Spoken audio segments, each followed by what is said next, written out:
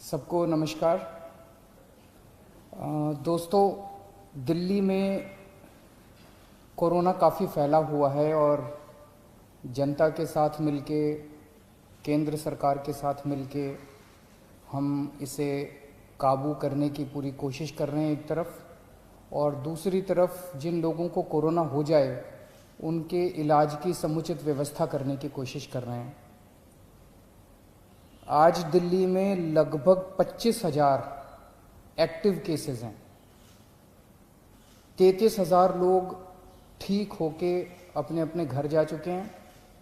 25,000 लोग ऐसे हैं जिनको अभी भी कोरोना है। अस्पतालों में इस टाइम 6,000 के करीब लोग हैं और 12,000 के करीब लोगों का उनके घर के अंदर इलाज चल रहा है। आज जैसा मैंने बताया, दिल्ली में 25,000 एक्टिव केस हैं। आज से ठीक एक हफ्ता पहले दिल्ली में 24,000 एक्टिव केस थे। एक हफ्ते के अंदर केवल 1,000 एक्टिव केस बढ़े। इसका मतलब लगभग जितने लोग बीमार ठीक हो रहे हैं उतने ही लोग बीमार हो रहे हैं।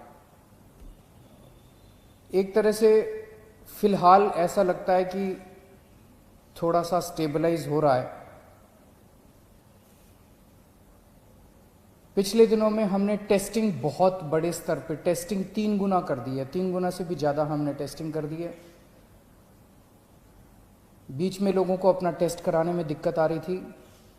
मैं समझता हूं कि अब आपको टेस्ट कराने में दिक्कत नहीं आ रही होगी। पहले लगभग 5,000 टेस्ट डेली किए जाते थे, अब डेली 18,000 के करीब टेस्ट डेली हो रहे हैं। बीच में कुछ लैब्स ने गड़बड़ी करने की कोशिश की थी। उन लैब्स के खिलाफ हमने एक्शन लिया, क्योंकि गलत काम तो किसी को नहीं करने दिया जा सकता। कुछ लैब्स ऐसी थी जो कि नेगेटिव होने के बावजूद भी पॉजिटिव दिखा रही थी जब उनकी चेकिंग की गई।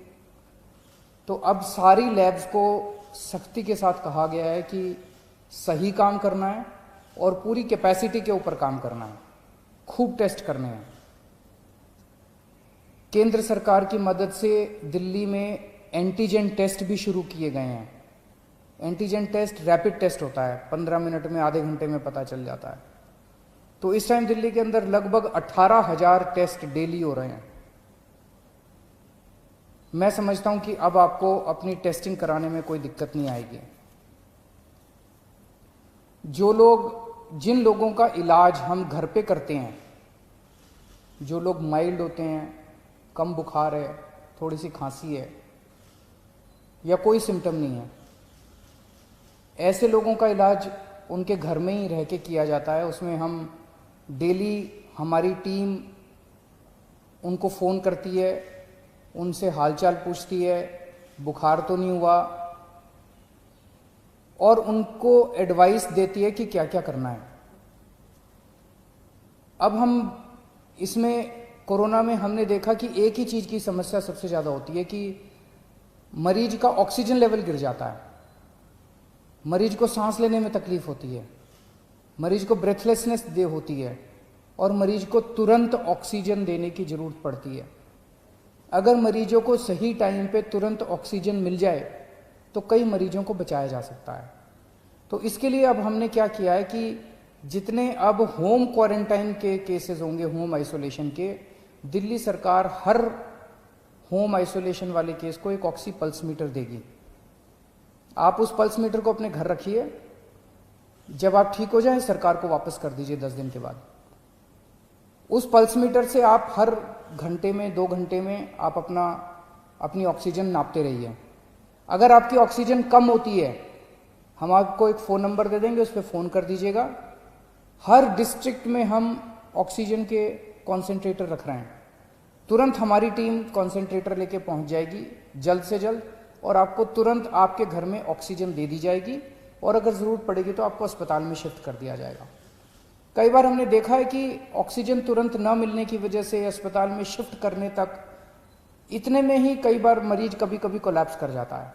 तो इसीलिए हर डिस्ट्रिक्ट के लेवल पे हम लोग ऑक्सीजन के कॉन्सेंट्रेटर रख रहे हैं, और अगर आपको ज़रूरत पड़ेगी तो कॉन्सेंट्रेटर पहले तुरंत आपके घर पहुंचा दिया जाएगा, ताकि आपको समय पे ऑक्सीजन मिल सके और आपको कंट्रोल किया जा सके। फिर आपको अस्पताल ले जाएंगे और अस्पताल में आपका इलाज किया जाएगा।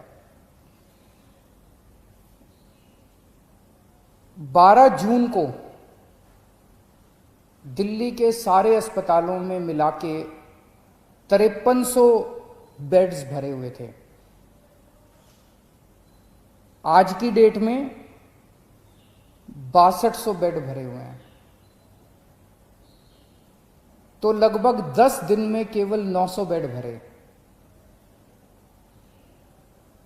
इन 10 दिनों में 23,000 नए मरीज आए। 23,000 नए मरीजों में से केवल 900 बेड्स की ज़रूरत पड़ी, एक्स्ट्रा बेड्स की ज़रूरत पड़ी। इसके दो मायने हैं। एक तो ये कि जितने लोग अस्पताल में एडमिशन ले रहे हैं उतने ही लोग लगभग ठीक होकर घर भी जा रहे हैं, और दूसरा ये कि जितने नए केस आ रहे हैं इनमें सीरियस केस बहुत कम है। माइल्ड केस और एसिम्टोमेटिक केस ज़्यादा हैं जिनका हम घर पे इलाज कर रहे हैं। सीरियस केस बहुत कम है जिनको अस्पतालों की ज़रूरत पड़ रही है। तो लगभग बेड्स की स्थिति ऐसी है कि डेली बेसिस पे 150 एक्स्ट्रा बेड्स की जरूरत पड़ती है। उतने बड़े स्केल के ऊपर बेड्स की फिलहाल ज़रूरत नहीं पड़ रही है, लेकिन फिर भी हम हाथ पे हाथ रखे नहीं बैठे। मुझे बेहद खुशी है कि आज की डेट में एक तरफ जहां 6200 बेड ऑक्यूपाइड हैं, 7000 बेड खाली हैं। बीच में थोड़ी सी बेड की मारामारी हुई थी, लेकिन हमने युद्ध स्तर के ऊपर सारे अस्पतालों से बात करके सरकारी अस्पतालों में, प्राइवेट अस्पतालों में आपके लिए बेड्स का इंतजाम किया है। आज की डेट में 7000 बेड्स खाली हैं। इस दौरान हमें केंद्र सरकार से काफ़ी सहयोग मिल रहा है। दिल्ली सरकार और केंद्र सरकार मिलके दिल्ली में कोरोना को काबू पाने की कोशिश कर रही हैं। ये समय राजनीति करने का नहीं है, ये समय आपस में लड़ाई झगड़े का नहीं है।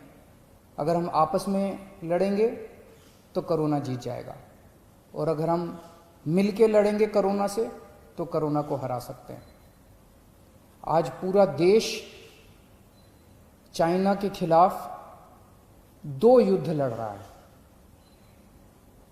एक चाइना के द्वारा भेजे गए वायरस के खिलाफ, और दूसरा चाइना के खिलाफ बॉर्डर के ऊपर युद्ध लड़ रहा है। वायरस के खिलाफ हमारे डॉक्टर, हमारे नर्स, ये सब युद्ध लड़ रहे हैं, और बॉर्डर के ऊपर हमारे सैनिक युद्ध लड़ रहे हैं। आज पूरा देश हमारे डॉक्टर्स के साथ एक तरफ खड़ा है और हमारे दूसरी तरफ हमारे सैनिकों के साथ खड़ा है, और इन दोनों युद्धों को हमें पूरे देश को मिलकर लड़ना है। इसमें बिल्कुल राजनीति नहीं होनी चाहिए, इसमें कोई पार्टीबाजी नहीं, कोई गुटबाजी नहीं। सारे देश को एक होके कोरोना के खिलाफ भी युद्ध लड़ना है और चाइना के खिलाफ भी हमें युद्ध लड़ना है। हमारे 20 जवान पीछे नहीं हटे, हम पूरे देश भी पीछे नहीं हटने वाला। जब तक हम जीत नहीं जाएंगे तब तक देश पीछे नहीं हटेगा। जय हिंद।